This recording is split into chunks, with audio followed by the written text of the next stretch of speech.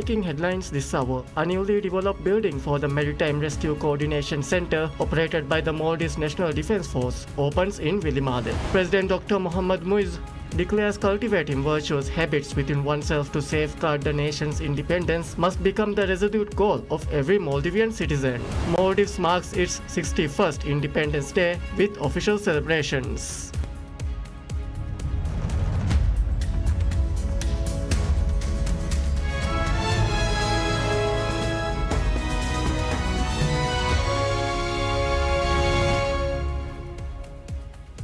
Bismillahirrahmanirrahim. Assalamu alaikum. Welcome to PSM News in English with me, Hafiza Abdul Sattar. Now the news in detail. A newly developed building for the Maritime Rescue Coordination Center operated by the Maldives National Defence Force opens in Vilimale. The facility was inaugurated by President Dr. Mohammad Muiz, the nation's president and commander-in-chief of the armed forces. Designed as the central hub, the structure coordinates operations aimed at safeguarding citizens' lives and property during dangerous maritime and aviation emergencies. Construction of this facility was financed by the Japanese government. The foundation stone was laid on the 23rd June 2022, though constructions experienced delays. Following his assumption of office, President Muiz assigned priority to expediting completion, marking a key initiative within his policy framework to enhance the MNDF Coast Guard capabilities. The interior houses a modern operations room alongside dedicated classrooms and an auditorium supporting human resource development and advanced training programs. The United Nations Office on Drugs and Crime coordinated the effort, while technological resources were supplied by Australia. The new MRCC is the proud outcome of the project for strengthening the capacities of MRCC funded through a $3.7 million grant from the government and people of Japan. MNDF officials observed that the facility will fortify civilian protection, with representatives expressing gratitude for the specialized attention President Muiz dedicated to augmenting Coast Guard capabilities. Maritime Rescue Services trace origins to the Global Maritime Distress and Safety System, whose initial center opened in Vilimale in January 2006 before rebranding on the 27th July 2012. Military representatives noted over the past decade, 3,713 emergencies were reported, prompting area commands and the center to jointly conduct operations, executing successful rescues of 8,359 citizens, vessels, and property. President Dr. Mohammad Muiz states a permanent solution will be brought to the three largest social issues facing the Maldives. These remarks were delivered on a Sunday during the official ceremony commemorating the 61st Independence Day. He noted the most severe social challenges currently confronting the nation comprise the proliferation of narcotics, gang-related offences, and the presence of undocumented migrant workers residing unlawfully. The President observed, upon assuming leadership of the government, the state of affairs in the country was far from optimal. He stated this precarious situation reflects the trajectory the nation has entered for many eras, during which a crisis involving narcotics, gang violence, and undocumented migrant workers escalated to extreme proportions. President Muiz affirmed while no meaningful efforts yielding tangible results had previously been undertaken to resolve these systematic matters, the administration will deliver definitive outcomes for these challenges. He pointed out adequate solutions to these problems are already materializing as a direct result of amendments introduced to national laws and regulations. He added these social policies will be implemented with unwavering resolve, the President declared. Through collaborative efforts, a permanent solution will be achieved. Resolving such entrenched challenges remains essential for citizens to experience a true independence.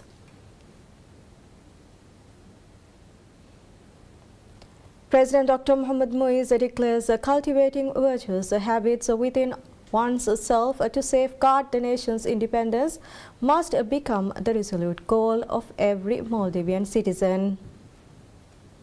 The remarks were delivered during an official ceremony commemorating the 61st Independence Day of the Maldives, where the nation's leader elaborated on the rationale behind honoring individuals who have rendered long-term service to the state. The president added, "Every person who has served the state over a lengthy period possesses noble qualities, integrity, trustworthiness, loyalty, diligence, and sincerity, alongside patience and profound dedication, are the hallmarks consistently demonstrated by these civil servants, and it is crucial for the broader public to adopt these very traits to ensure the preservation of national sovereignty." The president explained whenever the nation lost its independence in the past, it was a direct result of certain Maldivians lacking these fundamentally instilled virtues. Conversely, he observed, these commendable habits were vividly demonstrated through the noble struggles of every hero who fought to reclaim the country's freedom. The president articulated,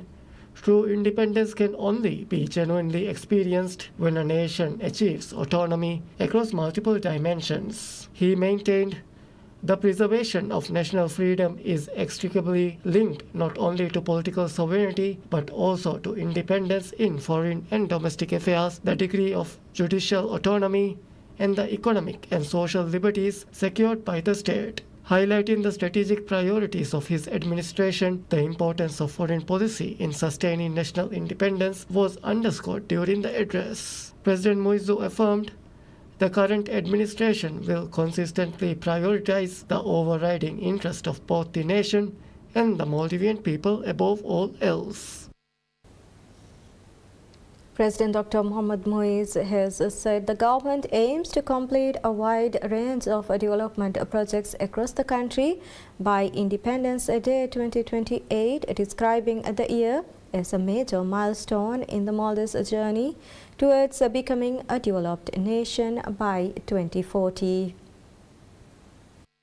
Speaking at the official ceremony marking the Maldives' 61st Independence Day, the president said the government had completed 590 development projects across various sectors during its first 2 years and 8 months in office. During the same period, the previous Maldivian Democratic Party administration completed 285 projects, while the administration before it completed 321. He added that 1,635 projects are currently under implementation compared with 414 and 355 projects undertaken by the previous two administrations during the equivalent period. President Dr. Muizzu said development would continue to be delivered equitably across the country regardless of island size, under the government's decentralized development policy. He said water and sewerage projects, waste management facilities, fitness and recreation centers, outdoor gyms, children's parks, and ATM services would be completed on all inhabited islands by Independence Day 2028.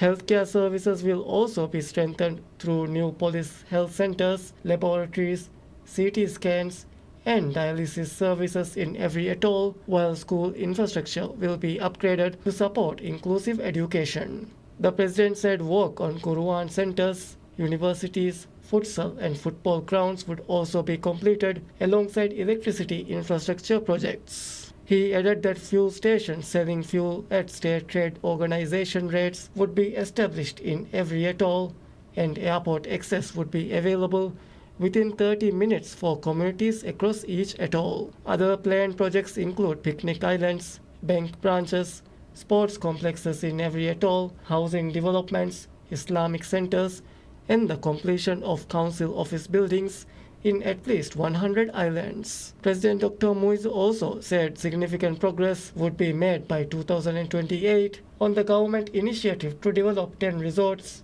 aimed at increasing tourism benefits for citizens, while the redevelopment of roads in Male and construction of Vilimale Hospital are also expected to be nearing completion. He said achieving these targets by 2028 would represent a major milestone towards the government's vision of making the Maldives a developed country by 2040. President Dr. Mohammad Muiz announces that a national award will be introduced from next year to recognize individuals and organizations that make significant contributions to protecting people from the harmful effects of tobacco. He said the government continues to prioritize preventive health care and has introduced strict measures against tobacco and vaping as part of its efforts to improve public health. The president noted that the generational tobacco ban was introduced to prevent young people from becoming addicted to tobacco, while the vape ban was implemented to protect society from vaping. He also said civil society organizations have played an important role in tobacco control, adding that the national award to be presented annually from 26 July next year will recognize those who help the greatest number of people quit tobacco use. The president further said the establishment of a state farmer would provide a lasting solution to medicine shortages in the Maldives, noting that previous administrations had failed to adequately address the issue. President Dr. Mohammad Muiz says that the Maldives is truly free today because the country has embraced the spirit of political change. Speaking at the official ceremony marking the Maldives' 61st Independence Day, President Muiz outlined the efforts being made across various sectors to strengthen the nation's freedom. He said that genuine national freedom depends on the full realization of democratic freedoms. According to the president, no previous administration in the country's history had implemented democratic freedoms to the extent achieved by his government. President Muiz noted that there are now no obstacles preventing political activity in the Maldives. He said that whereas opposition political leaders were imprisoned under previous governments, today all political groups are free to operate without restriction. He added that one of his key pledges was to eliminate this culture of political retaliation and that Maldives has now been freed from what he described as a toxic political mindset.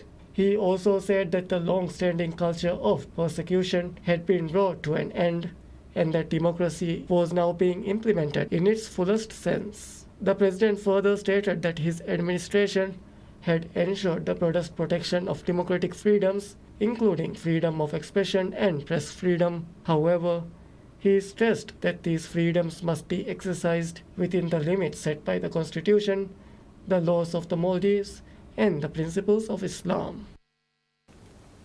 Hina Walid, the Minister of Arts, Culture and Heritage, declares on the occasion of the Independence Day that sustaining the spirit of freedom and firmly upholding national sovereignty depends entirely on the collective heart, hand and help of every single Maldivian citizen. Invoking the words of the late Ibrahim Shihab, a renowned Maldivian political analyst, Minister Hina underscored that national independence will endure by maintaining friendship and cooperation among individuals, within society, and across the entire nation, with everyone safeguarding each other's interests and remaining safe from discord and corruption. Urging national solidarity amidst differing political views, the minister called on citizens to respond with love and a pure heart whenever summoned in the name of the country, uniting behind the overarching interest of the state. The address was delivered to mark the 61st observance of 26th July since the proclamation of the Maldives as an independent, sovereign state in 1966. The ceremony held to mark the occasion was attended by President Dr. Mohammad Muiz, First Lady Sajida Mohammad, Vice President Hussein Mohammad Latif and his spouse, alongside head of state institutions and distinguished dignitaries. Extending congratulations to President Muiz,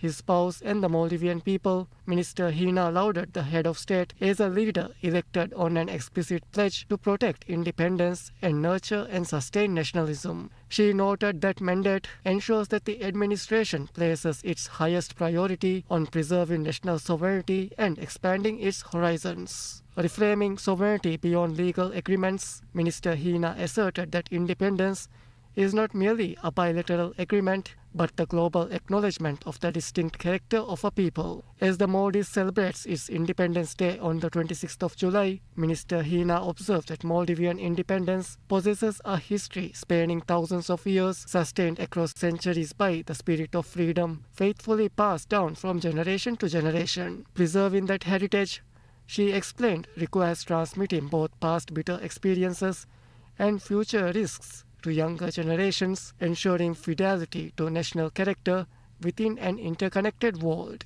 Reflecting on darker chapters in the nation's historical narrative, Minister Hina cautioned that historical failures of independence were consistently linked to internal complicity, citing historical trials, including Ali Raskafan being abandoned on the battlefield as two divisions turned their backs, the betrayal by the two sons of Hassan Tajuddin, and the forced signing of the protection agreement. She highlighted a recurring lesson that whenever our independence has faltered, somewhere at its root, affection of our own people was there. Characterizing nationalism as the thread that binds us all together and the undisputable foundation of society, Minister Hina detailed policy efforts aimed at elevating those core traits. Minister Hina concluded her address with prayers for divine blessings upon the nation's heroes and martyrs of freedom, expressing gratitude to all guardians of liberty and calling for the perpetual preservation of Maldivian sovereignty. Maldives marks its 61st Independence Day with official celebrations. The celebrations were held at Republic Square, with His Royal Highness Prince Dr. Mansour bin Mutayyib bin Abdul Aziz Al Saud, advisor to the custodian of the two holy mosques, Minister of State, and member of the Cabinet of the Kingdom of Saudi Arabia as the guest of honor. He was received by President Dr. Mohammad Muiz and First Lady Sajida Mohammad upon his arrival at Izzuddin Jetty. The celebrations commenced with a presidential salute accorded to the President, accompanied by a 21-gun salute. This was followed by a ceremonial march past by the Maldives National Defence Force MNDF and contingents of the Maldives National Cadet Corps MNCC representing 15 schools, during which the marching contingents paid the presidential salute. The program also featured performances by students from Shahid Ali School, Rehendi School and Iskandar School, alongside displays by the MNDF in the Hewalla Cultural Troupe. The celebrations concluded with a spectacular fireworks display. The Maldives Independence Day is celebrated on 26th July every year. The day commemorates the Maldives' independence from British rule, which was achieved on the 26th July 1965.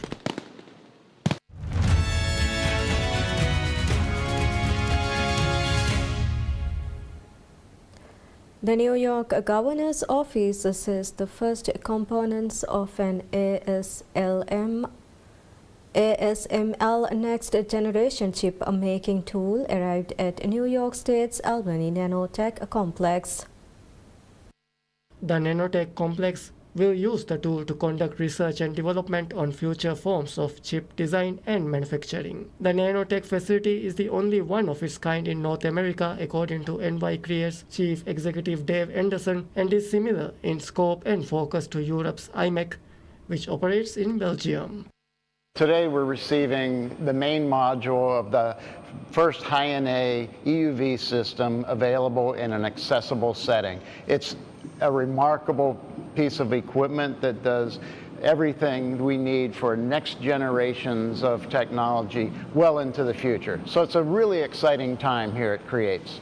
NY Creates oversees the facility and has partnered with IBM, memory maker Micron, and the Japanese chip equipment maker Tokyo Electron. ASML's next generation high numerical aperture, high NA, extreme ultraviolet EUV machine prints circuit patterns onto silicon wafers and costs roughly $400 million apiece. The tools are thought to be necessary to produce advanced processors in the future as chip makers continue to shrink atomic-sized features that make up chips. The components that arrive form the base of the mainframe of the tool and will receive further deliveries of the remaining components in the coming weeks as it is assembled at the facility. Anderson expects to have the tool fully functional by the end of the year.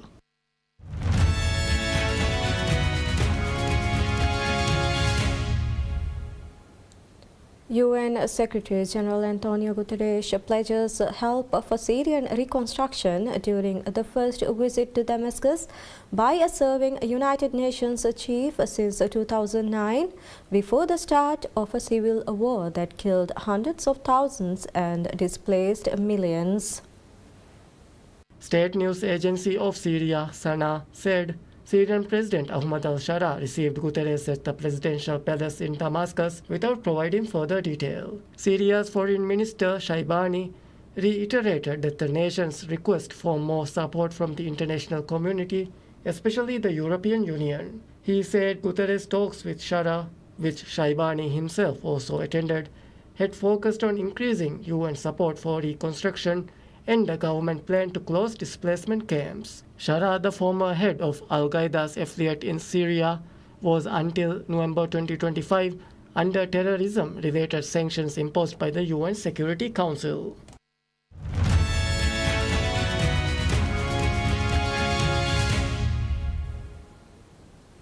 Luis Suarez's penalty kick goal in the 81st minute lifts Inter Miami to a 1-0 victory over host CF Montreal.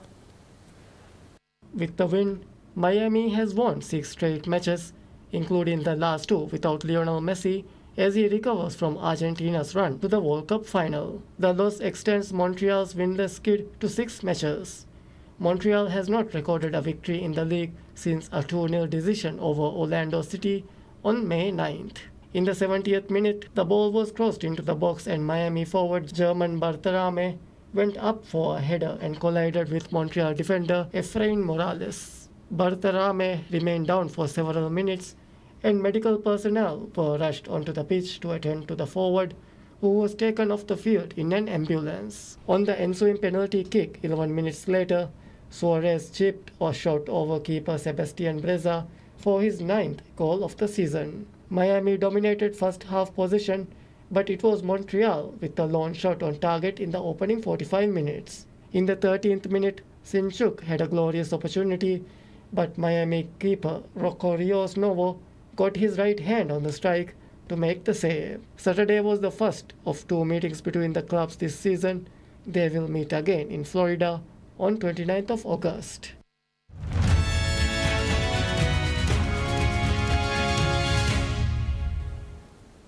Japan's ancient capitals of Asuka and Fujiwara are inscribed on the UNESCO World Heritage List during the 48th session of the World Heritage Committee in Busan, South Korea.